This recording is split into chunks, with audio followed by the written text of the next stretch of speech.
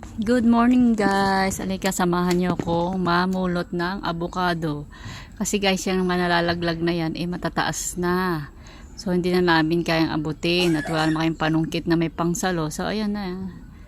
Pangkain lang naman. So, ayan guys. Yung iba hindi na namin napulot at hindi ko na rin kayang ubusin. Araw-araw na ako kumain ng avocado. Well, masustansya naman yan. Ayan. Pinapagpag ko nga yung iba't kasi may langgam. Nilanggam na sa pagkakahulog. Ayan. Maligat yan guys. Ayan. Pero pwede pa rin yan kahit may kagat na ng langgam. Kasi sa ibabaw lang naman yan eh. Pwede mo naman tanggalin. O diba? Kaysa bumili ka pa sa palengke. Mahal kaya yan. At eto guys. Sa tabi rin namin maraming dahon ng ampalaya. So minsan ang kinukuha ko na lang munggo. Ito na ang panghalo, hindi na ako nabili ng talbos. Sa tabi-tabi lang yan guys, libre na, napakadami nito. So hindi na ako na problema ng pangsahog ng munggo. So ayan, press na press, anytime pwede kang kumuha.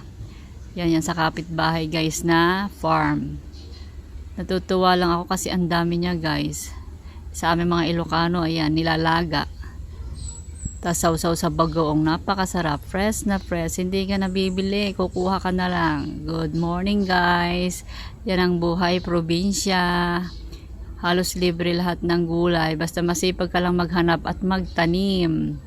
Diba guys, God bless, thank you, good morning.